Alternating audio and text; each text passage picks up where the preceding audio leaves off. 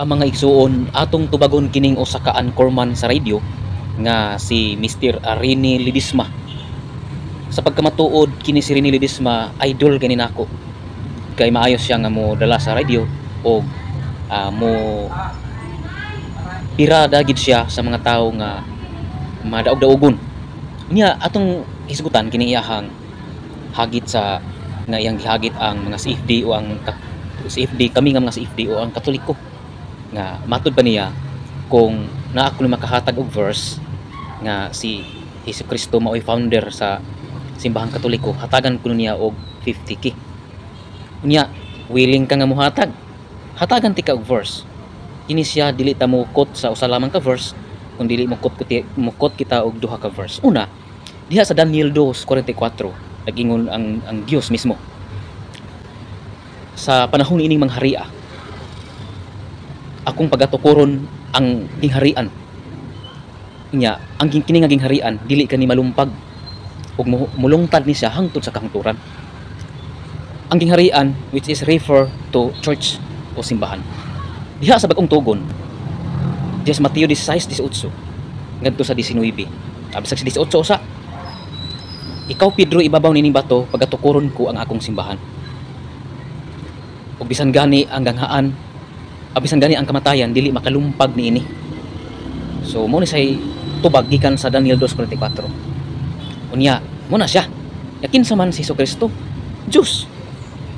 Klaro kayo nga ang simbahang Katoliko, ang founder si Jesucristo. Ano man, ang tinuod nga simbahan o ang unang simbahan nga gitukod ni Jesucristo, nagikan kini sa Jerusalem. Dahil sa Jerusalem, wala man dawata si Kristo dito sa mga Hudiyo. Munang niingon siya nga ibalhin niya og laing nasod ang maong simbahan. Ang unang simbahan di ay nagikan sa Jerusalem. Ingon man si Jesucristo samtang si San Pablo naglingkod, dalit og tungha si Jesucristo, tunukuyawan si San Pablo. So, ingon po si Jesucristo, Pablo, ayaw kahadlo. Ingon nga gisaksi mo ako dinhi sa Jerusalem, musaksi ka usab dito sa Roma. Amo to nga si San Pablo nagwali sa dito sa Roma. Pag abot sa Roma, dito nagsugod nga nikaylap na ang maong simbahan. Gikan sa Roma, ato nang mabasa diha sa Mateo 15:24 ngadto sa 28. O gikan sa Jerusalem, naniingon si Jesucristo nga saksi mo ako diri sa Jerusalem, isaksi mo usab o iwali mo usab sa dito sa Roma. Buhat 23:11. Samtang gikan sa Roma, diha nanukad ang simbahan nga ni kaylap sa tibuok kalibutan. Mateo 15:24 hangtod 28. Gikan sa Roma kay San Pablo ni adto sa Espanya. Una nga pag-abot sa Espanya, diha na ni kulanap na ang maong simbahan. Niya nanong ni kulanap diha man sa Marcos 11:17 ato mabasa ang simbahan pagaganlan ug balay alampuanan alang sa tanang nasod. Buot pasabot tibuok kalibutan makaylapon sa Griego nga pinulungan katahulos, buot pasabot Katoliko makaylapon. So Katoliko di ay. Muna nga gikan sa Espanya ang nag-Christianize pod sa Pilipinas mga Espanyol. Panahon ni Magellan, ano naman sa mga kauban nga gikan sa Espanya. So ano man, gikan man sa Roma din Espanya, gikan sa Espanya sa Pilipinas 1521 panahon ni Magellan. So klaro kaayo nga si Jesucristo nagtukod og simbahan nga mao ang simbahang Katoliko. Wa may laing simbahan nga nanukad gikan sa Roma ni kaylap sa tibuok kalibutan. Wa gilain simbahan nga Katoliko. Busa aduna daay tay mabasa nga si Jesucristo mao founder sa Katoliko. Ikaduha, kung aduna kunoy mabasa nga bersikulo o makahatag og verse nga si San Pedro may ubaoy Santo Papa, unang Santo Papa, atong hatag pud ko. Diya sa Isaias 22 bersikulo 21-22 nga ang mahatagan sa yabi sa balay ni David, siya mahimong amahan sa tanang pumuluyo sa Jerusalem. Amahan Kung sa English, Father. Kung sa Latin, Papa. So munang naatay Santo Papa. Nya kining sa Isaias 22 bersikulo 21-22 ang nahatagan ani si Eliakim sa daang tugon. Sa bagong tugon, kaya ang daang tugon wala man to nagpadayon. Sa bagong tugon ang nahatagan sa Yabi di sa Mateo 16 o 18 ngadto 19. Ikaw Pedro ibabaw ni bato pagatukoron ko ang akong simbahan. Sa 19, kanimo akong igahatag ang mga yabi sa kingharian sa langit.